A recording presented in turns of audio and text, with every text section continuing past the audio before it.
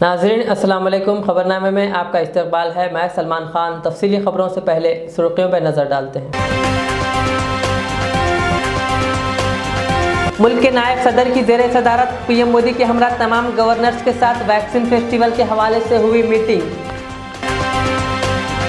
हैदराबाद के outer ring road पर चलते कंटेनर में लगी अचानक आग, 2 अफराद हुए हलाक। कोरोना के बढ़ते मामलात, दिल्ली में वीकेंड कर्फ्यू नाफिज, जरूरी खिदमात रहेंगी जारी। तारीखी इमारतों के तहफ़्फ़ुज़ के लिए कमेटी तश्कील देने तेलंगाना हाई कोर्ट की हिदायत। तेलंगाना उर्दू अकेडमी के ज़ेरे एहतमाम निज़ाम साबे के कारनामों पर मुहित किताब की रिस्म इजरा।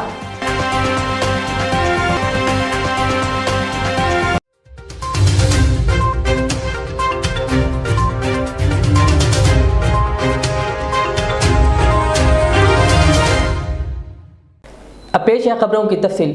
मुल्क में 2 लाख से ज़्यादा कोरोना वायरस के नए केसेस रिपोर्ट हुए हैं, जबकि 1000 से ज़्यादा अमवात हुई है।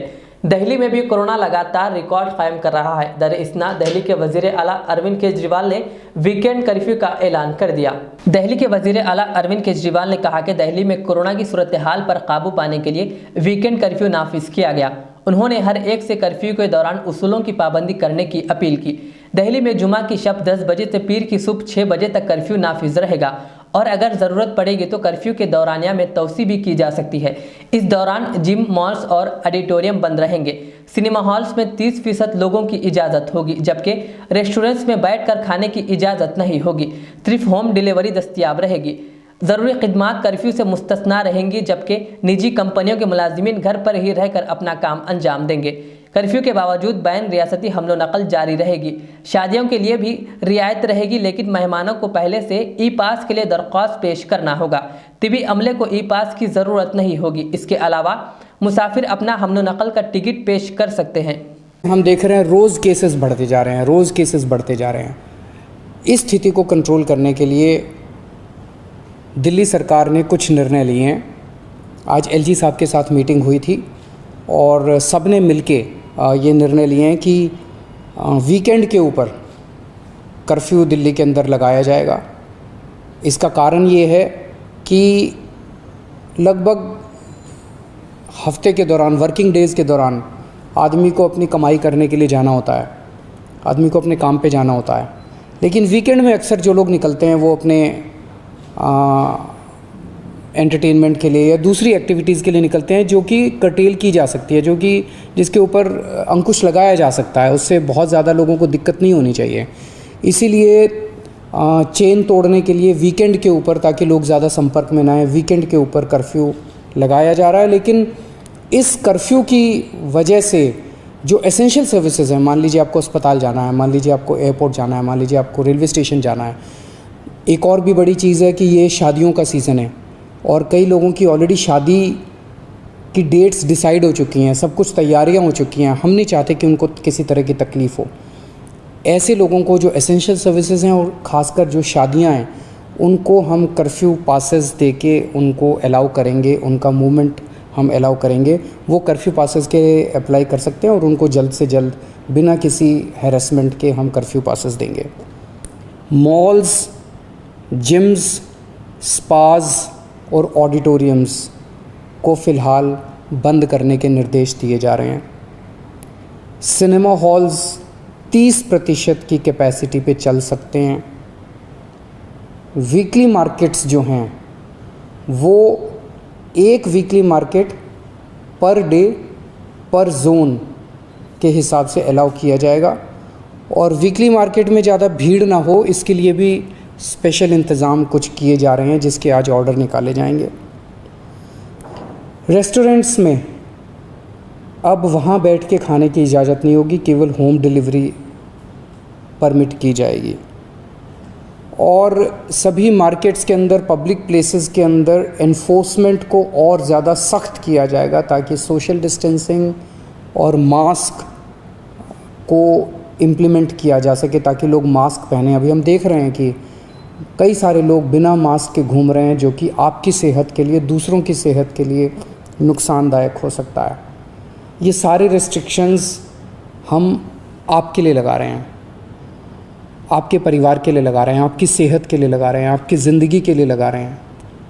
मैं समझ सकता हूँ कि इन रिस्ट्रिक्शंस की वजह से आपको काफ़ी तकलीफ़ होगी, लेकिन आप ये भी समझ रहे होंगे और पूरा साथ देंगे सरकार का, मेरा पूरा साथ देंगे कि ये रिस्ट्रिक्शंस इस वक्त लगाने कितने ज़रूरी हैं। इन सभी रिस्ट्रिक्शंस को पालन करने के लिए मैं आप सब से हाथ जोड़ के सहयोग की अपील करता हूँ। मैं उम्मीद करता हूँ कि ये जो कोरोना की चौथी वेव आई है, इस चौथी वेव को भी हम सब दिल्ली वाले मिलके पहले जो 3 वेव आई थी उसकी तरह से हम ज़रूर सफल होंगे, जल्द सफल होंगे, ताकि हम लोगों को इससे भी जल्दी मुक्ति मिल सके। नमस्कार।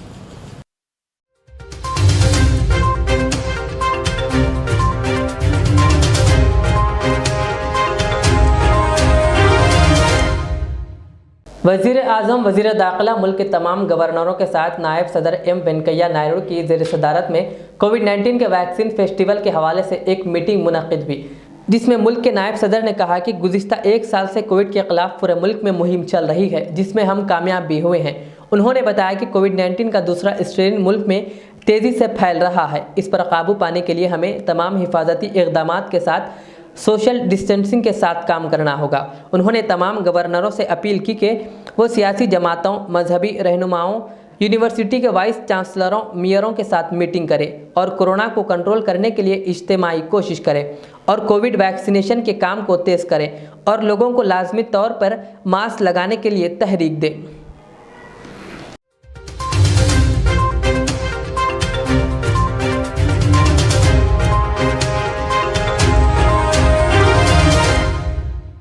तेलंगाना हाईकोर्ट ने तारीखी इमारतों के तहफ़्फ़ुज़ के सिलसिले में एक कमेटी तश्कील देते हुए मनसूबा तैयार करने की मरकज़ी और रियासती हुकूमत को हिदायत दी है। साथ ही अदालत ने कहा कि इस माह की 22 तारीख तक कमेटी का पहला इजलास मुनक़्क़िद करते हुए तारीखी मुकामात के तहफ़्फ़ुज़ के लिए ब्लू प्रिंट तैयार किया जाए। तारीखी इमारतों गोलकुंडा, गुंबदान, कुतुबशाही को नुकसान पर मीडिया की रिपोर्ट्स का अदालत ने नोट लिया। बेंच ने इस मामले की समाअत करते हुए इस खुसूस में इस माह की 12 तारीख को मरकज़ी हुकूमत की जानिब से पेश करदा रिपोर्ट पर अदम इत्मीनान का इजहार किया। हुकूमत ने अपनी रिपोर्ट में अदालत से कहा कि रियासत में 27 तारीखी मुकामात है। असिस्टेंट सॉलिटर जनरल ने बेंच से कहा कि तारीखी गोलकुंडा के करीब 150 गैर मजाज इमारतें तामीर की गई है, ताहम पुलिस और रियासती हुकूमत से इस खुसूस में की गई शिकायत को नज़रअंदाज किया गया है। गैर मजाज तामीरात को मुनहदिम करने, बिजली सड़कों को तामीर के कामों के लिए मनसूबा तैयार करने की हिदायत देते हुए अदालत ने कमेटी के इजलास में लिए गए फैसले पर रिपोर्ट पेश करने की भी हिदायत दी।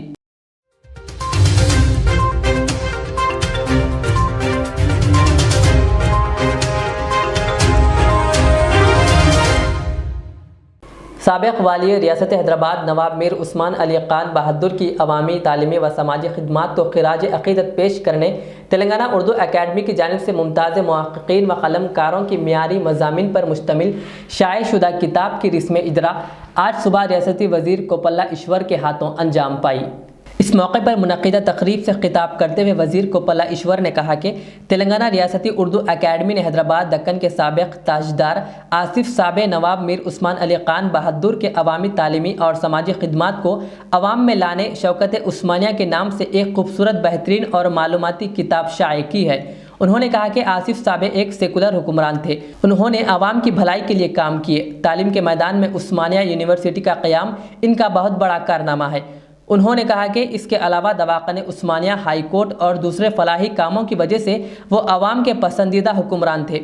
वज़ीर अक़लियती बहबूद ने कहा कि हमारे वज़ीर आला को उर्दू बहुत पसंद है और वो बहुत अच्छी उर्दू बोलते हैं और हुकूमत उर्दू ज़बान को तरक्की देने के लिए संजीदा है। वज़ीर ने इस अहम किताब की इशाअत पर सदर उर्दू अकेडमी रहीम उद्दीन अंसारी और डायरेक्टर सेक्रेटरी मोहम्मद गौस को मुबारकबाद पेश की। इस तकरीब में मेहमान खुसूसी की हैसियत से ए.के. खान IPS रिटायर मुशीर बराए अक़लियती बहबूद तेलंगाना के अलावा व दीगर ने शिरकत की। और तारीख़ी किताब है। इससे पहले भी जो पब्लिकेशंस आए हैं, जब से रहमुद्दीन अंसारी साहब चाहे पहली बार जब चेयरमैन थे या अब, ये सब बहुत सारे लाइब्रेरीज़ में ये किताब को देखते हैं हम लोग। मैं यहाँ तक कि दिल्ली और लखनऊ में भी ये किताबें वहाँ के लाइब्रेरीज़ में देखता हूँ। इतनी अच्छी तरह से ये किताब छापते हैं और जो इन्फॉर्मेशन इसके अंदर होता है, जो बहुत शुक्रिया मिलती है सबको, तलबा को हो या जो भी उर्दू ज़बान से मोहब्बत रखते हैं उन सब के लिए बहुत ही अहम किताब है। मैं समझता हूँ कि ये किताब भी मकबूल होगी और जितने भी दानिश्वर हैं या उर्दू ज़बान को जानने वाले हैं हर एक इसको पढ़ेंगे। इसमें जो लैंग्वेज का जो लैंग्वेज की खूबसूरती है उसको अप्रिशिएट करेंगे और उसके साथ ही साथ उसमें जो इतना इन्फॉर्मेशन दिया गया है इसको भी हासिल करेंगे।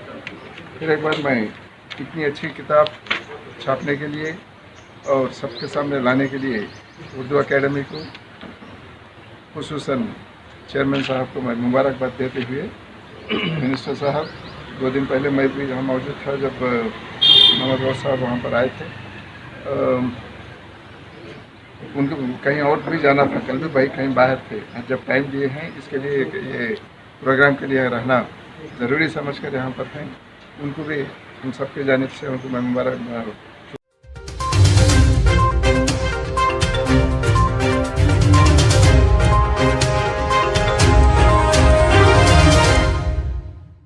नामपल्ली के इलाके में दिन दहाड़े गांजे की स्मगलिंग का मामला। नामपल्ली सर्कल इंस्पेक्टर ने मीडिया से बात करते हुए कहा कि ब्लू कोट पुलिस जवानों ने शक की बुनियाद पर एक खातून और एक ज़ईफ शख्स के पास मौजूदा बैग की छानबीन की, जिसमें कपड़ों के अलावा 19,20,000 का गांजा बरामद हुआ, जिस पर पुलिस ने मुजरिमीन को हिरासत में लेते हुए तहकीकात का आगाज शुरू कर दिया। मैं inspector Nampally police station limits में नामपल्ली रेलवे स्टेशन के पास हमारे ब्लू कोट्स के ऑफिसर्स ड्यूटी कर रहे थे। वहाँ पे 2 पर्सन्स, एक बूढ़े मियाँ और एक यंग लेडी 4 बैग्स लेके ठहर के कुछ बस का इंतज़ार कर रहे।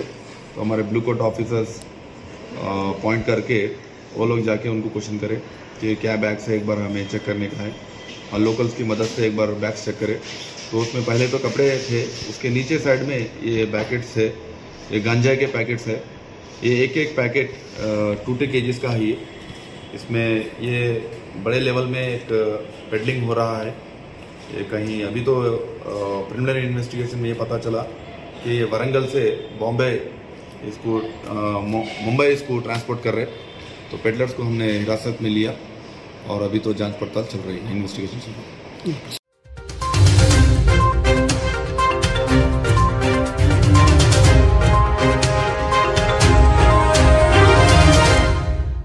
तेलंगाना के director of medical and health doctor Srinivas Rao ने रियासत में कोरोना वायरस के फैलाव से मुतल्लिक सनसनीखेज इंकशाफ किए हैं, जिसको सुनने के बाद हर कोई कोरोना वायरस से महफूज रहने के एहतियाती इक़दाम इख्तियार करेगा। डॉक्टर श्रीनिवास राव ने कहा कि तेलंगाना में कोरोना वायरस हवा के जरिए भी फैल रहा है। इसके लिए अब लोगों को घरों में भी मास्क लगा कर रहना पड़ेगा। सांस के जरिए आसानी से वायरस फैल रहा है। उन्होंने कहा कि अगर एहतियाती तदाबीर इख्तियार नहीं करते हैं तो तेलंगाना की सूरत हाल भी महाराष्ट्र जैसी हो जाएगी। उन्होंने खदशा जाहिर किया कि रियासत में गुज़िश्ता 4 हफ्तों से कोरोना केसेस में इजाफा हो रहा है और आइंदा 6 हफ्तों तक ये सिलसिला जारी रहेगा, जिससे दवाखानों में बिस्तरों की किल्लत पैदा हो सकती है। తెలంగాణ రాష్ట్ర ప్రజల విజ్ఞప్తి, గత 4 వారాలుగా రాష్ట్రంలో కరోనా కేసుల సంఖ్య విపరీతంగా పెరగడం మనం చూస్తూ ఉన్నాం. రాబోయే 4 నుంచి 6 వారాల్లో ఇలాంటి పరిస్థితులే ఉండే అవకాశం ఉంటది. ఇలాగనే మన పరిస్థితిని వదిలేస్తే మన తెలంగాణ రాష్ట్రం కూడా ఒక మహారాష్ట్ర అయ్యే పరిస్థితులు కనిపిస్తున్నాయి. అండ్ మన రాష్ట్రంలో కేసులు ఇలా పెరుగుతూ ఉంటే ఇప్పటికే బెడ్స్ దొరక్క కొంతమంది కొన్ని హాస్పిటల్స్ లో ఇబ్బందులు పడుతున్నారు. రాబోయే రోజుల్లో ప్రభుత్వం ఎన్ని రకాల చర్యలు చేపట్టినప్పటికీ, ఎన్ని బెడ్స్ అరేంజ్ చేసినప్పటికీ ఇలాంటి ఇన్ఫెక్షన్స్ కంటిన్యూ అవుతూ ఉంటే బెడ్ దొరకలేని పరిస్థితి వచ్చే అవకాశాలు కనిపిస్తున్నాయి. కాబట్టి ప్రభుత్వం లాక్డౌన్ వైపు కానీ కర్ఫ్యూ వైపు కానీ వెళ్లట్లేదంటే పరిస్థితులు తీవ్రంగా లేవని చెప్పేసి కాదు.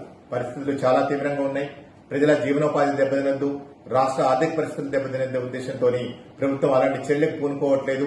ఇంకా వేరే రిస్ట్రిక్షన్ కూడా పెట్టాలని భావించట్లేదు. బట్ ఇక్కడ ప్రజలందరూ కూడా స్వీయ నియంత్రణ, స్వీయ జాగ్రత్తలు తీసుకోకపోతే పరిస్థితులు ఇంకా విషమించే అవకాశం ఉంటుంది. ఎందుకంటే ఇప్పుడున్న వైరస్ చాలా ఫాస్ట్ గా, చాలా ర్యాపిడ్ గా స్ప్రెడ్ అవుతుంది.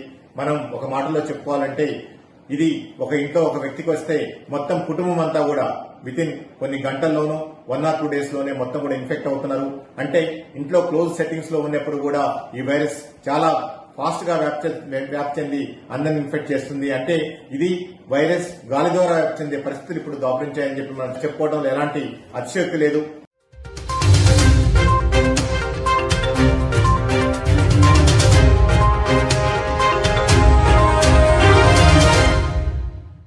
चलते कंटेनर में अचानक आग लगने का वाकया पेश आया, जिसमें 2 अफराद झुलस कर हलाक हो गए। ये हादसा हैदराबाद के हिमायत सागर के करीब आउटर रिंग रोड पर पेश आया। जराये के मुताबिक लारी में फ्रेशर्स प्रोडक्ट्स थे जो एपी के सहारनपुर से हैदराबाद मुंतकिल किए जा रहे थे। ताहम इस लारी का तसादुम आउटर रिंग रोड पर एक और लारी से हो गया। हादसे के बाद लारी में आग लग गई और ड्राइवर और किन्नर कैबिन में फंस गए और झुलस कर हलाक हो गए। इत्तला मिलते ही फायर ब्रिगेड के एहलकारों ने पहुंचकर काफ़ी जिद्दोजहद के बाद आग पर काबू पाया। राजेंद्र नगर पुलिस ने इस सिलसिले में एक मामला दर्ज करके जांच शुरू कर दी। इस हादसे के बाद इस सड़क पर ट्रैफिक का निज़ाम में खलल पड़ गया।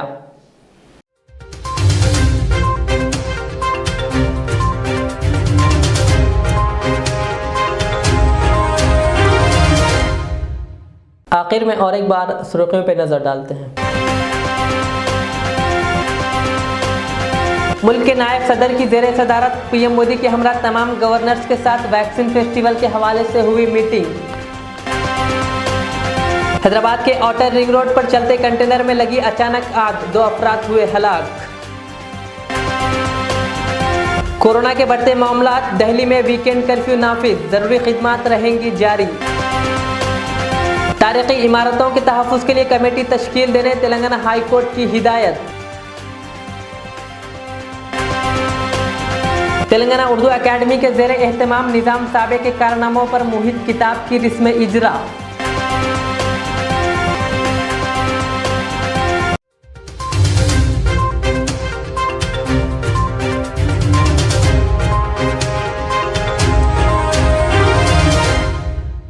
ये थी आज की दिन भर की हमारी खबरें। मुझे इजाज़त दीजिए। हमारे जेड चैनल को यूट्यूब पर सब्सक्राइब, फेसबुक पर लाइक शेयर ज़रूर करें। अल्लाह हाफ़िज़।